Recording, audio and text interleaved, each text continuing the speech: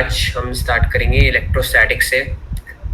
Class 12th का first chapter. इस electrostatics में एक्चुअली बहुत सारे चैप्टर आते हैं। आई थिंक 4 चैप्टर्स हैं, 3 चैप्टर्स तो हैं ही मिनिमम। उनमें से जो पहला है वो इलेक्ट्रिक फील्ड और इलेक्ट्रिक फोर्स पे काम करता है, जो उसके बेसिक्स होते हैं। तो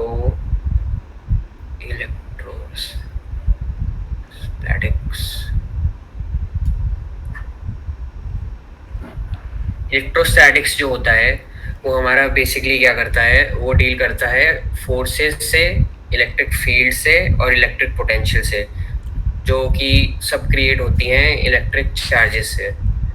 तो deals with the study of forces, fields and potentials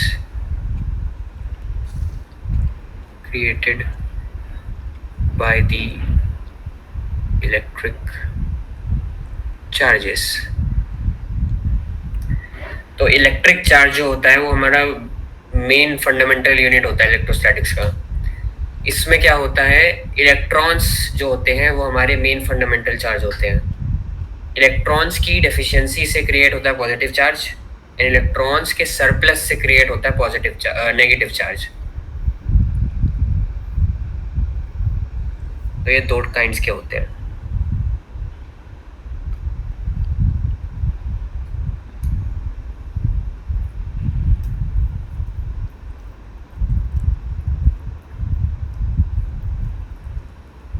electric charge ये होते हैं 2 काइंड्स के,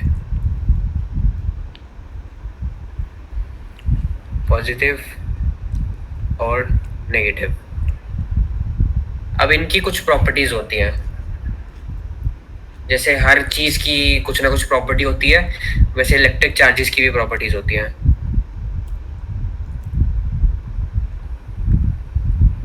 पहली प्रॉपर्टी होती है कि ये होते हैं एडिटिव इन नेचर।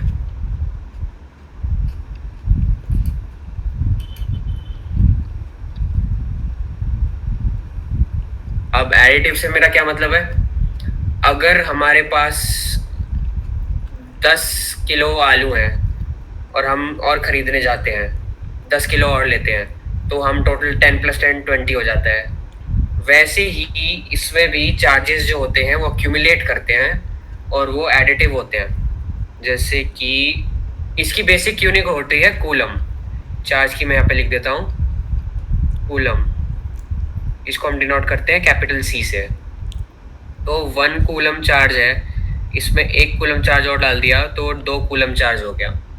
तो ये एडिटिव होते हैं। सेकंड प्रॉपर्टी होती है कि चार्ज हमेशा कंजर्व्ड होता है। अगर किसी भी एक सिस्टम में कुछ चार्ज है, जैसे लेट्स से 10 कूलम चार्ज है, तो जब तक हम उस सिस्टम में और चार्ज इंट्रोड्यूस नहीं करते किसी तरीके से, तब तक उतने ही चार्ज रहेंगे। कहने का मतलब क्या है, टोटल नंबर ऑफ इलेक्ट्रॉन्स हमेशा कांस्टेंट रहेंगे एक सिस्टम में। अगर हम बाहर से ऐड कर रहे हैं या सब्ट्रैक्ट कर रहे हैं, ये सब नहीं कर रहे, तब तक वो सब कांस्टेंट रहेगा। तो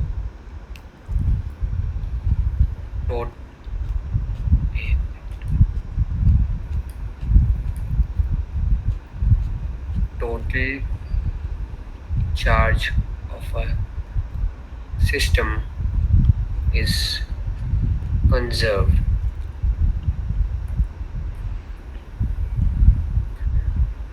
third property, quantization of charge.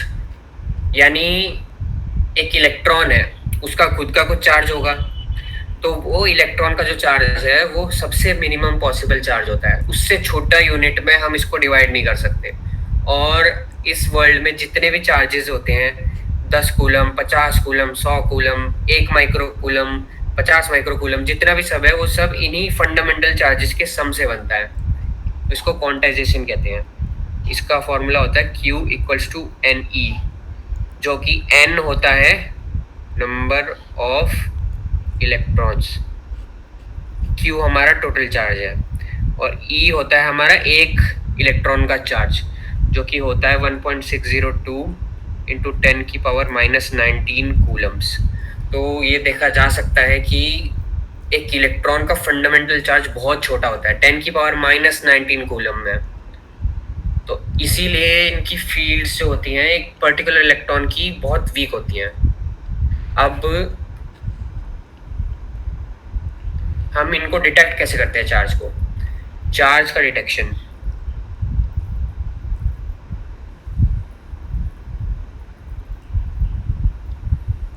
ये होता है गोल्ड लीफ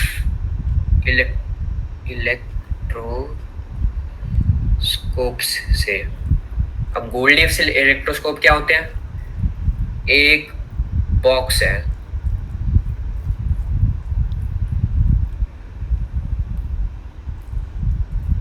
अब इसके ऊपर हमने एक मेटल रॉड डाल दी अंदर, बाहर से कनेक्टेड है, ऊपर एक बॉब लगा हुआ है, वो मेटल का है सब, और यहाँ पे 2 गोल्ड के लीफ लगे हुए हैं अंदर ही। अब क्या होता है, जब भी हम कोई मान लो एक रॉड है, वो चार्ज है, उसमें पॉजिटिव चार्ज है, इस रॉड को हम जब इससे टच करते हैं बॉब से, तो चार्ज जो होता है वो नीचे की तरफ फ्लो करके गोल्ड में जाता है, क्योंकि गोल्ड जो होता है कंडक्टर होता है, इसमें हम बाद में आएंगे कंडक्टर क्या होते हैं, बट गोल्ड के थ्रू फ्लो करके वो नीचे चला जाता है इन दोनों लीव्स में, यहाँ पे आ जाता है। अब इसमें क्या होता है, इसमें जो होते हैं वो डाइवर्ज करते हैं लीव, क्योंकि पॉजिटिव चार्जेस जो होते हैं वो एक दूसरे को रिपेल करते हैं, like charges repel each other, तो वो ऐसे डाइवर्ज करता है, और उससे हमें पता चलता है कोई चीज चार्ज है या नहीं चार्ज। तो डिग्री ऑफ डाइवर्जेंस से हमें क्या सिग्निफाई होता है? Amount of charge.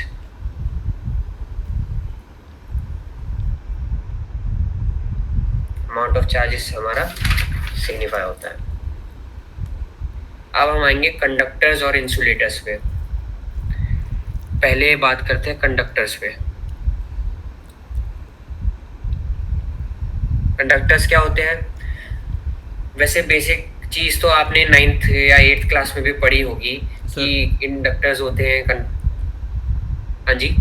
एक डाउट है, जो आपने ये गोल्ड लीफ वाला एक्सपेरिमेंट दिखाया गया, इसकी कोई फ़ोटो वोटो हो सकती है जिससे ज़्यादा अच्छे से समझ पाए, बिकॉज ड्राइंग इतनी अच्छी नहीं थी।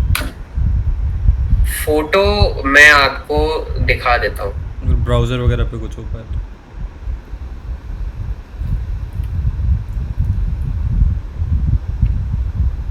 दिखा देता हूँ। स्क्रीन विजिबल है ना? हाँ हाँ। तो ये देखो, ये होता है गोल्ड लीफ का इलेक्ट्रोस्कोप। इसमें ऊपर प्लेट लगी हुई है और वो बॉक्स के अंदर से डायरेक्टली कनेक्टेड है गोल्ड के लीव्स पे। अब इसमें ही ऊपर टच करते हैं हम और इसी के थ्रू हमारा सारा चार्ज ट्रेवल करता है। Thank you sir.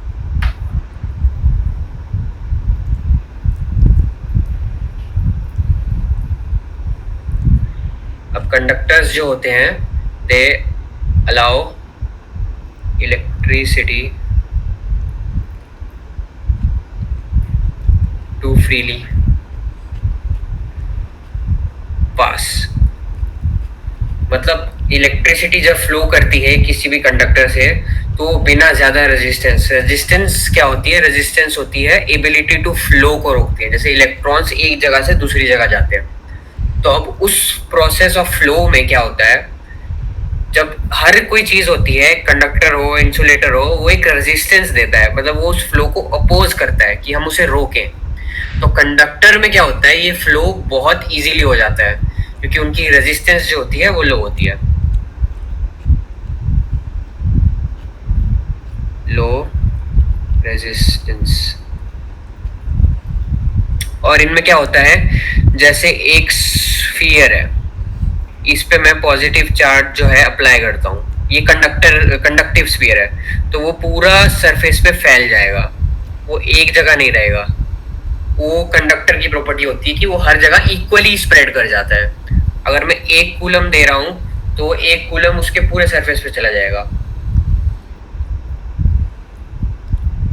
अब आते हैं इंसुलेटर्स पे।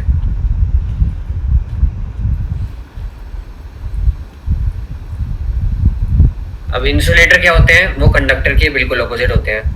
अब ऐसा तो नहीं है कि इलेक्ट्रिसिटी को फ्लो करने से बिल्कुल ही रोक दे, क्योंकि ऐसी कोई चीज नहीं होती जो 100% रोक सके किसी भी इलेक्ट्रिक फ्लो को।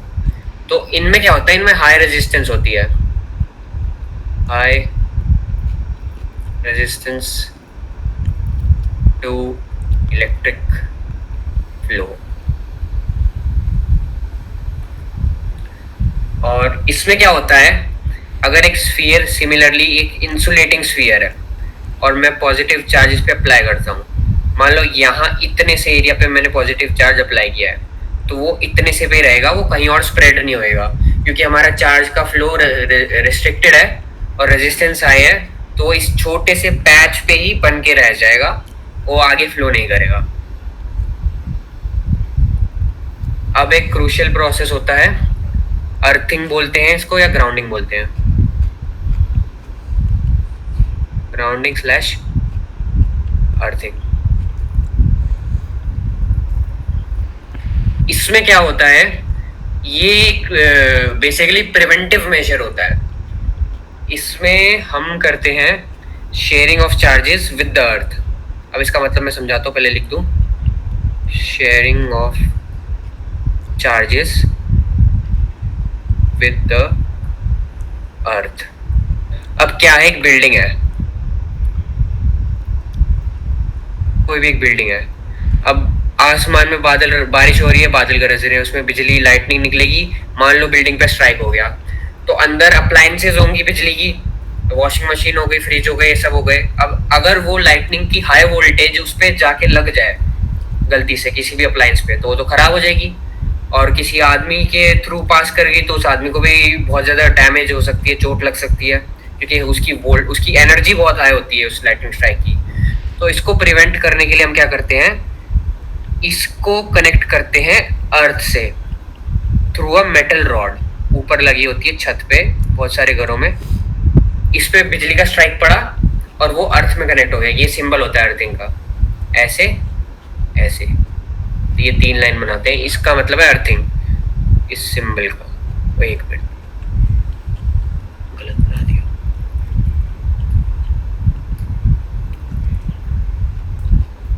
ये सिंबल है अर्थिंग का। अब अर्थिंग हमें इसको प्रिवेंट करने के लिए होती है, इसीलिए क्या करते हैं कंपनीज जो होती है हमारी, जो बिजली सप्लाई करती हैं, उनका भी जब आप वायर देखोगे ना, वायर का क्रॉस सेक्शन बना दिया मैंने, ये इसमें से 3 वायर होते हैं, 1 2 3, इनको कुछ कुछ कुछ कलर कर देते हैं ताकि पता चले 3 अलग वायर है।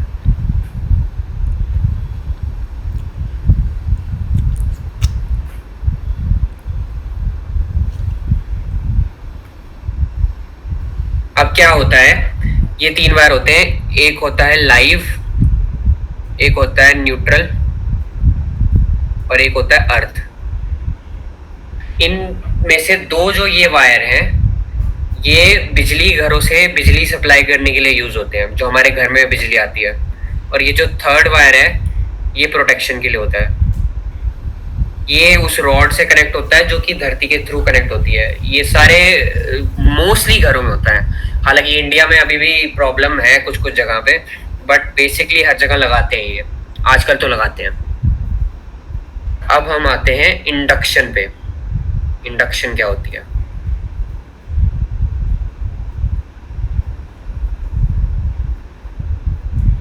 इंडक्शन, इंडक्शन होता है जैसे एक रॉड है, उसको मैंने एक कपड़ा लिया, ये कपड़े का क्रॉस सेक्शन है, यहाँ पे मैंने इसको रब किया, तो इससे क्या हुआ, इस रॉड पे चार्ज आ गए, पॉजिटिव चार्ज आ गए मान लो, तो वो कांटेक्ट बनाया मैंने, रबिंग करी,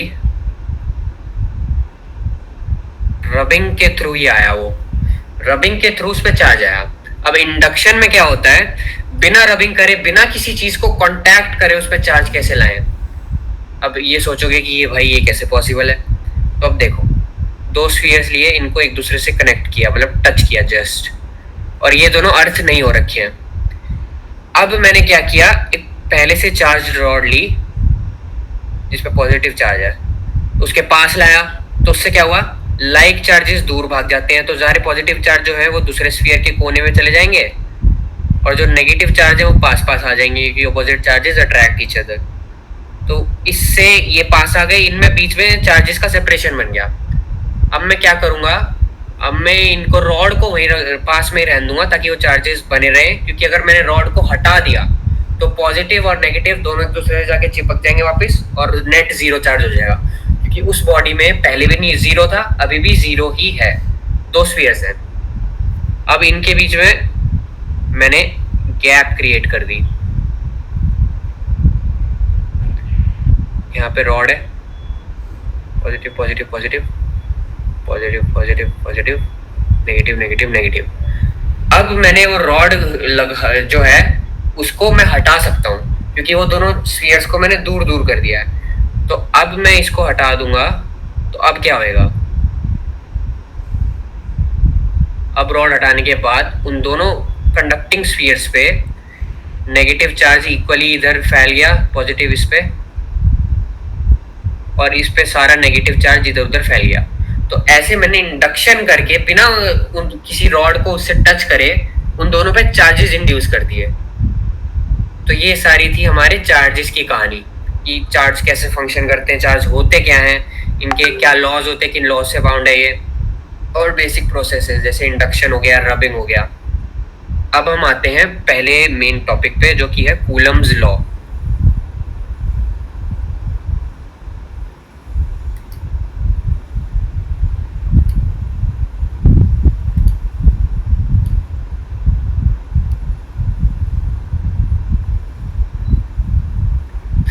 कूलम एक साइंटिस्ट था कि उसने क्या कहा, भैया मेरी बात यह है कि मैंने ऑब्जर्व किया है फोर्सेस को, दो चार्ज हैं, एक है Q1 एक है Q2 और ये कुछ डिस्टेंस D से सेपरेट हो रखे हैं।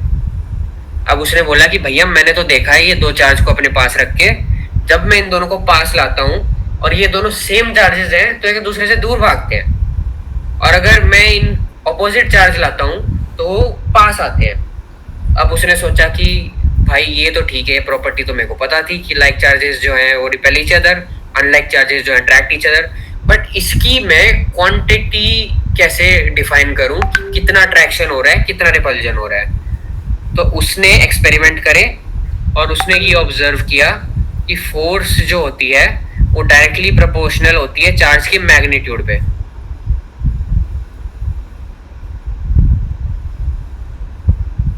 और इनवर्सली प्रोपोर्शनल होती है डिस्टेंस के, दोनों के बीच की डिस्टेंस।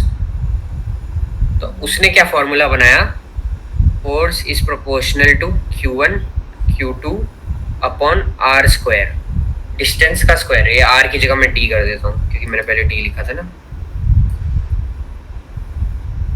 T square. और उसने ये प्रोपोर्शनैलिटी का साइन हटाने के लिए हम क्या करते हैं, एक कांस्टेंट K लिख देते हैं, force is equal to K Q1 Q2 upon R D square. ये हमारा पहला मेन फॉर्मूला है। अब K जो कांस्टेंट है प्रोपोर्शनैलिटी का, इसकी वैल्यू होती है 9 इंटू 10 की पावर 9 कूलम, कूलम नहीं न्यूटन मीटर स्क्वायर पर कूलम स्क्वायर। ये K की वैल्यू होती है। देख सकते हो आप कि K की वैल्यू कितनी हाई है। तो अगर एक कूलम चार्ज को भी मैं रखूं और 1 मीटर की डिस्टेंस रखूं तो फोर्स कितनी आएगी, 9 इंटू 10 की पावर 9 न्यूटन। तो सोच सकते हो 10 की पावर 9 की यूनिट में कितनी हाई फोर्स होगी। तो ग्रेविटी के मुकाबले इलेक्ट्रोस्टैटिक फोर्सेस बहुत स्ट्रॉन्ग होती हैं।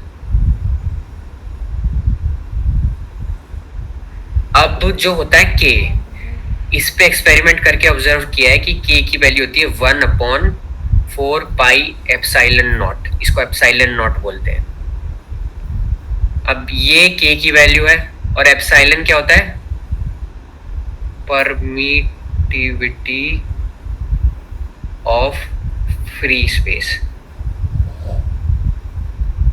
परमिटिविटी ऑफ फ्री स्पेस का मतलब जो है वो मैं बाद में समझाऊंगा अगले चैप्टर में, क्योंकि उसमें इसके ऊपर ज्यादा है। बट बेसिकली ये बात ये है कि अगर खाली स्पेस है, वैक्यूम है, उसमें इलेक्ट्रिक फील्ड्स ट्रेवल करने की जो स्ट्रेंथ होती है वो इस पे डिपेंड करती है कि कितनी ईज से वो इलेक्ट्रिक फील्ड हमारी ट्रेवल कर रही है उसमें।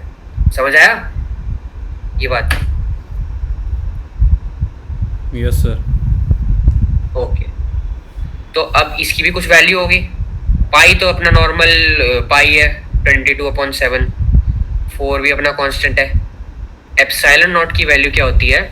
8.85 इंटू 10⁻⁻12 कूलम स्क्वायर पर न्यूटन मीटर स्क्वायर। उसका बिल्कुल ऑपोजिट इसकी यूनिट्स हैं। उसमें न्यूटन मीटर स्क्वायर पर कूलम स्क्वायर था, इसमें कूलम स्क्वायर पर न्यूटन मीटर स्क्वायर है।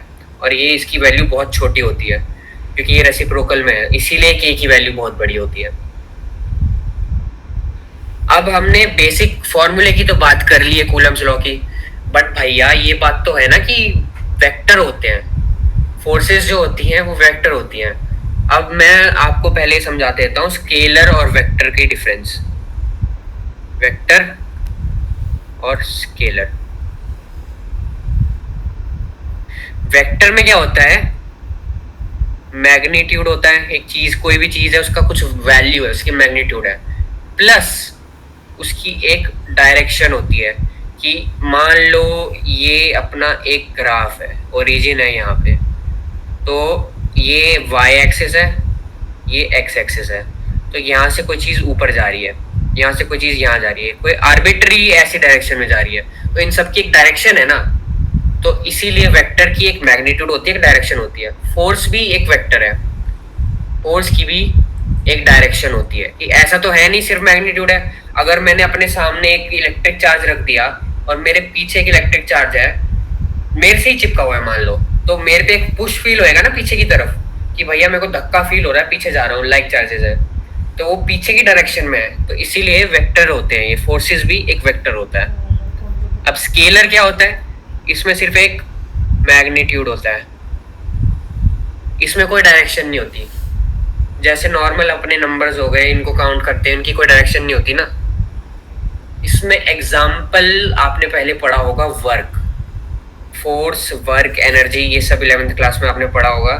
तो उसमें वर्क जो होता है उसकी कोई डायरेक्शन नहीं होती, उसका बस एक मैग्नीट्यूड होता है। एनर्जी की भी एक मैग्नीट्यूड होती है। आप ये नहीं कह सकते ना कि मैंने काइनेटिक एनर्जी दी है 10 किलो जूल और इस डायरेक्शन में दी है, ऐसे नहीं कहते। अब उसको एनर्जी दी है, इतनी ही दी है, उसकी एक वैल्यू होती है फिक्स, उसमें कोई मैग्नीट्यूड नहीं होता। तो अब हम बात करेंगे कूलम्स लॉ के वेक्टर फॉर्म पे। मैं ये यहाँ पे एक नया सिस्टम बना देता हूँ।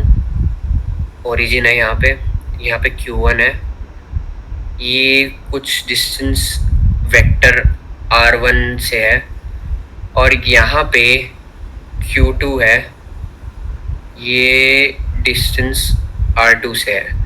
अब R1 R2 में मैंने ये ऊपर डैश लगाई है। डैश का क्या मतलब होता है? डैश का मतलब होता है कि ये एक वेक्टर है, डायरेक्शन। कभी कभार क्या करते हैं, ऐसे एरो भी बना देते हैं सिग्निफाई करने के लिए। कभी कभार ये बस ऐसे ही लाइन छोड़ देते हैं, कभी कभार ऐसे बना देते हैं। तो ये दोनों ही, इन दोनों का ही दिख जाए, इन दोनों का मतलब है कि भैया वेक्टर की बात हो रही है। तो अब Q1 पे Q2 फोर्स लगाएगा इधर की तरफ, force of Q1 due to Q2, F of 1 और 2। और सिमिलरली पीछे की तरफ उस पर फोर्स लगी है, फोर्स ऑफ 2/1, मतलब फोर्स जो है चार्ज Q2 पे लग रही है 1 की वजह से। तो ये नंबरिंग याद रखना, F12 का मतलब है 1 पे लग रही है 2 की वजह से, और अगर 2 पहले है तो मतलब 2 पे लग रही है 1 की वजह से। अब यहाँ इनके बीच की कुछ डिस्टेंस d होगी, d भी एक वेक्टर ही होगा। d क्या है? R2 माइनस R1 वेक्टर की फॉर्म में। तो अब फोर्स ऑफ 1 और 2 निकालेंगे, तो 1 और 2 में अपना जो होएगा, मैं पहले 2 और 1 बता देता हूँ, वो थोड़ा आसान होगा बताना, क्योंकि मैंने d की वैल्यू जैसी ली है उसके हिसाब से 2 और 1 बताना ईजियर है। k q1 q2 upon D square, और इधर d का यूनिट वेक्टर। अब यूनिट तुम बोलोगे यूनिट वेक्टर क्या होता है, तो यूनिट वेक्टर जो होता है, कोई भी डायरेक्शन में कोई भी वेक्टर ले लो जिसका मैग्नीट्यूड 1 है। मैं ऊपर लिख देता हूँ, unit vector magnitude equals to 1। अब इसकी सिग्निफिकेंस क्या होती है, जब मेरे को फॉर्मूले में डायरेक्शन दिखानी है बट कोई एक्स्ट्रा टर्म डाल दी तो उसकी कुछ वैल्यू होगी, कोई कांस्टेंट डाल दिया उसकी कुछ वैल्यू होगी, तो फॉर्मूले की वैल्यू बदल जाएगी। 1.5 मान लो ले लिया मैंने, कोई वेक्टर है जिसके मैग्नीट्यूड 1.5 है, तो उसकी डायरेक्शन तो दिखा दी मैंने, बट 1.5 की वजह से फॉर्मूले में 1.5 टाइम्स वैल्यू बढ़ गई ना, तो इसीलिए हम यूनिट वेक्टर यूज करते हैं, ताकि जब हम प्रॉपर मैग्नीट्यूड निकालें उसका तो उसकी वैल्यू अफेक्ट ना हो कभी भी। तो ये डी कैप, इसको बोलते हैं कैप, CAP, इसको बोलते हैं कैप, कैप लगाते हैं ऐसे, F1 और 2 on 1, ये अपना फॉर्मूला हो गया। अब सिमिलरली न्यूटन्स थर्ड लॉ हमने पढ़ा था एक्शन एंड रिएक्शन का, उसके हिसाब से force of 1 on 2 should be equal to ऐसे नेगेटिव ऑफ 2 on 1, ऐसे। इसमें इसका मतलब क्या हुआ, अभी मैंने एरो जो है इस डायरेक्शन में ली है डी की, अगर मेरे को ऊपर देखना है फोर्स ऑन 2/1 देखना है तो मेरे को ऐसे एरो लेके जानी पड़ेगी जिसकी डायरेक्शन उससे बिल्कुल ऑपोजिट है, तो इसके लिए मेरे को नेगेटिव जाना पड़ेगा, तो माइनस डी कैप लगेगा उधर, तो इसीलिए फॉर्मूले में अपना माइनस की टर्म ऐड हो जाती है। ये समझ आया? Yes sir. ओके, अब हमें बोलोगे कि भैया ये तो आपने दो चार्जेस की बात कर दी, अगर यहाँ पे बहुत सारे चार्जेस हमें दे दे, जैसे कि मैं डायग्राम बनाता हूँ, ये Q1, यहाँ पे Q2, यहाँ पे Q3, यहाँ पे Q4, सबके बीच की कुछ कुछ डिस्टेंस दे रखी है हमें, अभी डिस्टेंस छोड़ देते हैं, बस कुछ कुछ दे रखी है। अब मेरे को बताना है Q2 पे नेट फोर्स क्या होगी। आप बोलोगे भैया आपने तो मेरे को एक का फॉर्मूला बताया था, अब मैं ऐसे कैसे निकालूं, तो वेक्टर्स जो होते हैं उनकी एडिशन हमने पढ़ी हुई है, वेक्टर की एडिशन मैं फिर भी रिवाइज करा देता हूँ। पैरेललोग्राम लॉ होता है, जैसे एक वेक्टर है A ऊपर की तरफ थोड़ा सा टेढ़ा, एक है B ऐसे है, तो हम एक पैरेललोग्राम बनाते हैं ऐसे, और उसके एक ऑपोजिट कॉर्नर तक ऐसे एक एरो बनाते हैं C, तो C की जो वैल्यू होती है वो A प्लस B होती है। ये हमारा पैरेललोग्राम लॉ। तो अब आप पूछोगे कि ये पैरेललोग्राम लॉ का क्या यूज हो गया। अब मैं देखो इसकी तरफ एरो बनाऊं ऐसे, डैश डैश डैश करके दिखा देता हूँ, इसकी तरफ भी डैश डैश डैश करके दिखा देता हूँ। मैं एक बार ये सर्कल हटा देता हूँ ताकि थोड़ा आसान रहे समझने में। इसकी तरफ भी डैश डैश दिखा दिए, इसकी फोर्स इस डायरेक्शन में, इसकी फोर्स इस डायरेक्शन में, इसकी फोर्स इस डायरेक्शन में। तो अब मैं इन दोनों का नेट, ये F1 F3 ले लेते हैं इसको, ये F1 ये F4,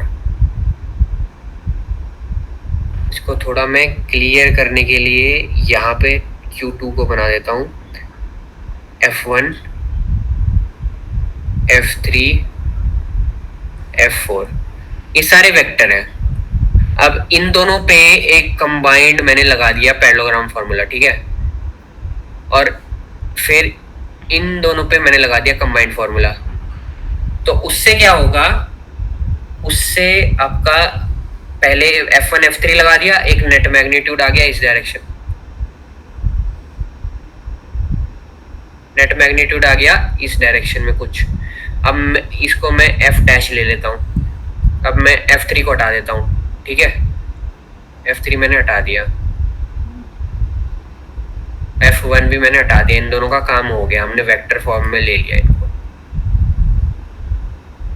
अब मैं इन दोनों का एक पैरेललोग्राम बनाऊंगा और इसका नेट ऐसे बन जाएगा, ठीक है। तो अब मैं F डैश को भी हटा दिया,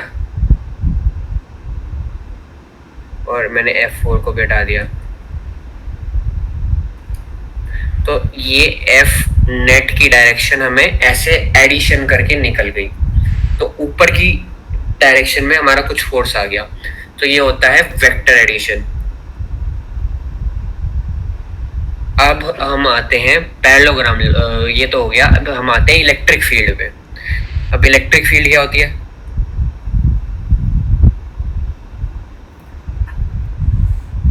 अगर एक चार्ज Q यहाँ पे दे रखा है, उससे कुछ डिस्टेंस R पे हम एक टेस्ट चार्ज रखे Q नॉट।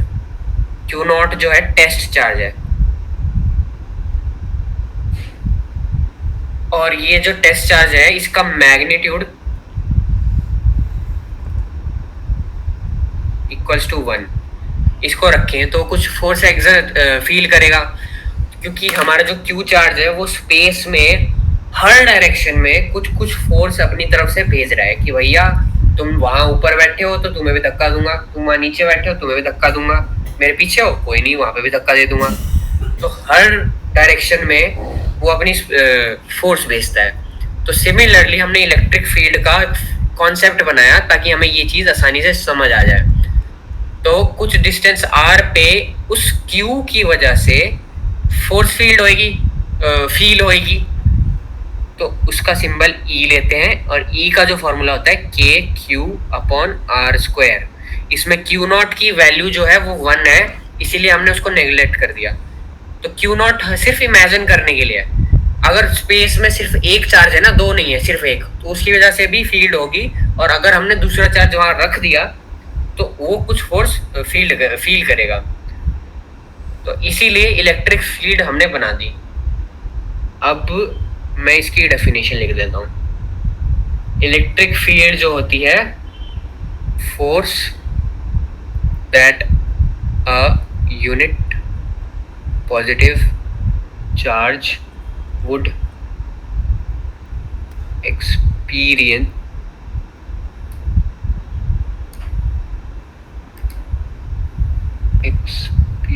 experience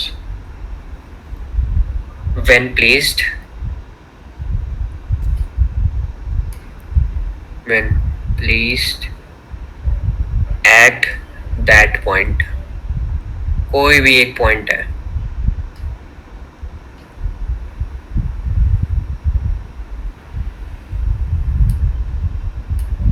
कुछ भी पॉइंट है, उस पे जो भी फोर्स फील होगी एक पॉजिटिव चार्ज की वजह ऊपर, यूनिट पॉजिटिव चार्ज के ऊपर, उसको हम इलेक्ट्रिक फील्ड कहते हैं।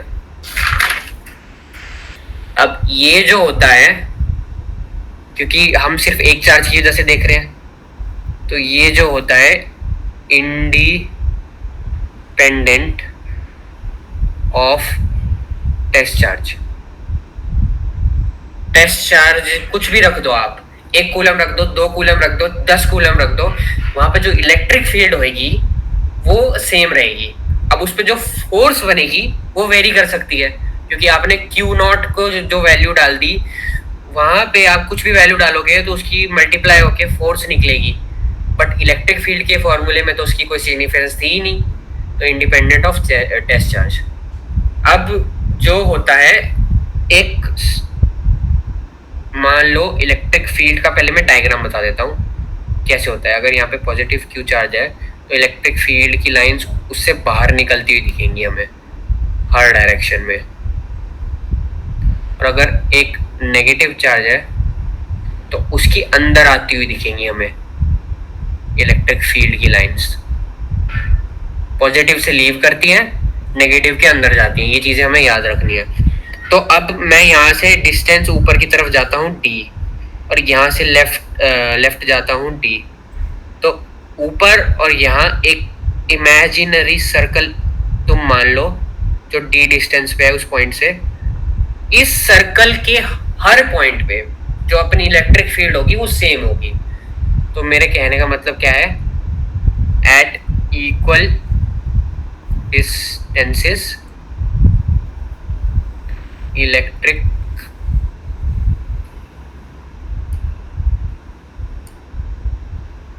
फील्ड की value E R equal distances पे इलेक्ट्रिक फील्ड की value will be equal. E F का मतलब इलेक्ट्रिक फील्ड। अब इसकी सिग्निफिकेंस क्या होती है, ये बस मैं एनसीईआरटी में एक छोटा सा पैराग्राफ है, आई डोंट नो ज्यादा इंपॉर्टेंट होगा नहीं होगा, तो मैं लिखूं ना लिखूं मैं लिख ही देता हूँ। इसकी जो सिग्निफिकेंस है, सिग्निफिकेंस जो है ये होता है, ऐसे आपको पता है लाइट जो होती है वो ट्रेवल करती है सी जो स्पीड होती है 3 × 10⁸ मीटर पर सेकेंड स्पीड ऑफ लाइट। और जो अपनी लाइट होती है वो एक इलेक्ट्रोमैग्नेटिक वेव होती है, एक टाइप ऑफ इलेक्ट्रोमैग्नेटिक वेव। तो अब इलेक्ट्रिक फील्ड की सिग्निफिकेंस क्या है, दो चार्ज Q1 है Q2 है। अब इधर से एक फोर्स के लिए इलेक्ट्रोमैग्नेटिक वेव निकलेगा, ऐसे ऐसे ऐसे ऐसे ट्रेवल करेगा, कुछ डिस्टेंस d है। स्पीड हमारी फिक्स है, वो इंस्टेंटेनियसली नहीं जा सकती, 3 × 10⁸ फिक्स है, तो कुछ टाइम डिले होगा। अगर मैंने यहाँ से यहाँ अपने घर पे खड़ा हूँ और 100 मीटर आगे मेरा दोस्त है और मैं यहाँ से चिल्लाऊं जोर से कि भाई सुन ले, तो उसको आवाज पहुंचने में टाइम लगेगा ना। ऐसा तो है नहीं कि एकदम से मैंने अभी चिल्लाया और अभी की अभी पहुंच गई। 100 मीटर आगे थोड़ा सा वो हमें फील होता है जल्दी पहुंच गया, बट एक्चुअल में कुछ नैनो सेकंड का टाइम लगता है। तो सिमिलरली फोर्स जो है वो फील होने में भी उसको कुछ नैनो सेकंड का टाइम लगेगा, क्योंकि वो वेव जो है हमारी निकल के उस तक जाएगी। तो इसमें हम क्या करते हैं, इलेक्ट्रिक फील्ड इमेजिन कर लेते हैं। Q1 की वजह से फील्ड जो है वो आगे की तरफ जा रही है, जैसे जैसे आगे जा रही है उतना उतना टाइम लग रहा है, और फाइनली यहाँ डिस्टेंस d के पहुंच के Q2 से इंटरेक्ट कर रही है। तो इस इमेजिनेशन के लिए ये काम आती है, एक्चुअल में एग्जिस्ट नहीं करती है कोई भी इलेक्ट्रिक फील्ड, ये हमने बस एक कॉन्सेप्ट बनाया ताकि हमें समझ आ जाए। एक्चुअल में फोर्स जो है वो बस फील होती है और उतना ही टाइम गैप लगता है, बट इस सिचुएशन में हमारे दिमाग को समझाने के लिए हमने बता दिया कि इलेक्ट्रिक भैया फील्ड लाइन है, इसको ट्रेवल करने में टाइम लग रहा है, इसीलिए लग रहा है क्योंकि फील्ड लाइन है। वो बस हमारे समझने का एक कॉन्सेप्ट है। अब इलेक्ट्रिक फील्ड लाइन की भी कुछ प्रॉपर्टीज होती हैं, तो इसकी भी प्रॉपर्टी लिख देता हूं। नंबर 1 प्रॉपर्टी, जैसे जैसे इलेक्ट्रिक फील्ड लाइन क्लोज आती है उसकी स्ट्रेंथ बढ़ जाती है, इंक्रीज हो जाती है। मतलब ऐसे कुछ लाइन्स है 4, ये तीन लाइन्स है पास है, और ऐसे 3 लाइन है दूर दूर। तो इन दोनों में से इसकी जो स्ट्रेंथ है वो हायर होगी और इसकी जो स्ट्रेंथ है वो लोअर होगी, लोअर हायर, क्योंकि वो पास से सिग्निफाई कर रहा है कि वो स्ट्रॉन्गर है, और वो दूर दूर है वो सिग्निफाई कर रहा है कि वो वीकर है। और अगला जो है इलेक्ट्रिक फील्ड की जो लाइंस होती है EFL, they start at positive charge and end at negative charge. जैसे मैंने +Q -Q का डायग्राम बनाया था, तो इधर मैं एक डायग्राम बनाता हूँ, 2 पास रखे हैं, Q नेगेटिव Q, इधर से ऐसे निकल के इसकी तरफ जाएगी, ऐसे ऊपर भी जा रही है इधर भी जा रही है, सिमिलरली इधर से भी आ रही है ऊपर नीचे से भी आ रही है, इसमें से निकल रही है इसके अंदर जा रही है।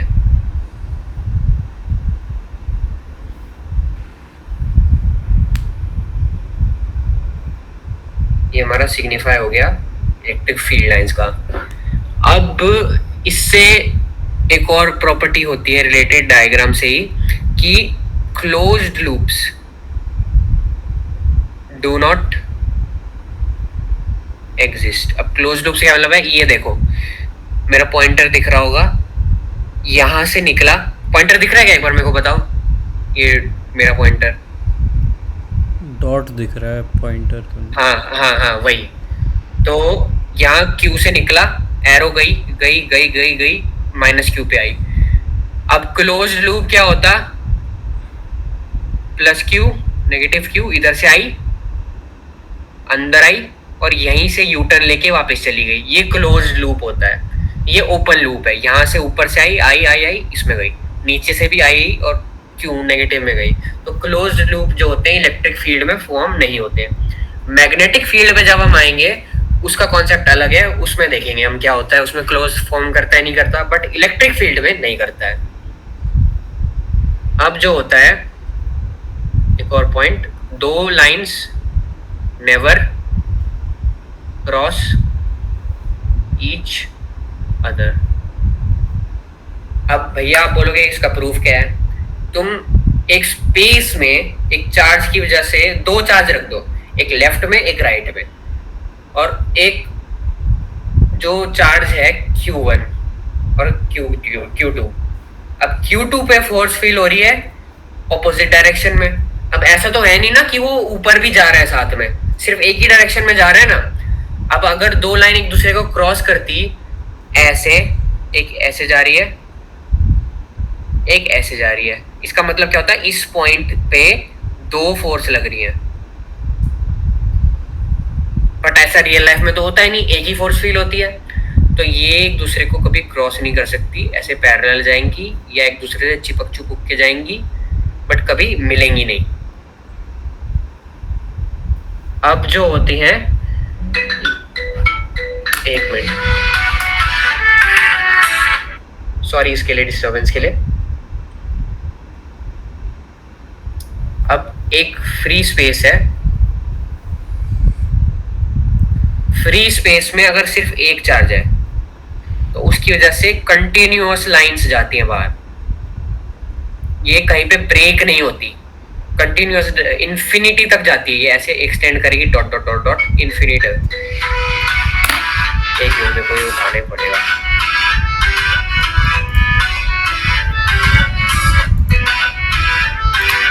एक मिनट के लिए मैं म्यूट हो।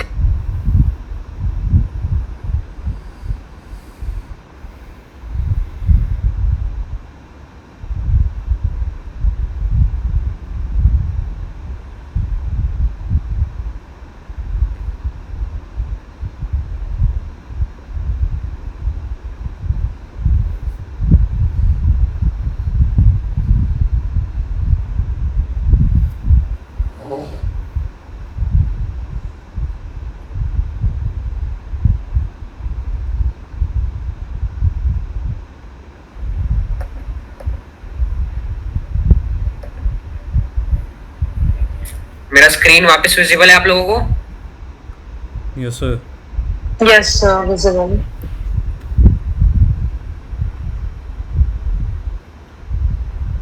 ओके, अब ये प्रॉपर्टीज के बाद हम, ये 5 प्रॉपर्टीज हैं, यहीं पे हम फिनिश करते हैं। आपको समझ आया? मैं देख लेता हूँ कौन कौन है। लोकिंदर आपको समझ आया ये? Yes sir. और सिमरन आपको समझ आया? Clear, sir. Clear. ओके, तो हमारी मेन प्रॉपर्टीज जो होती हैं यही 5 होती है इलेक्ट्रिक फील्ड लाइंस की। आज की क्लास हम इस पे फिनिश करते हैं, और अब नेक्स्ट क्लास में हम क्या करेंगे, इलेक्ट्रिक डाइपोल्स, इलेक्ट्रिक फ्लक्स और गॉस लॉ डिस्कस करेंगे। साथ में हम थोड़े से क्वेश्चंस जो हैं इस पे ट्राई करेंगे, इसी टॉपिक पे, इसी चैप्टर पे। ठीक है, is that clear? Yes sir. Yes sir. Okay, thank you guys आज की क्लास के लिए। Thank you sir. I hope सबको समझ आ गया होगा। Thank you, sir.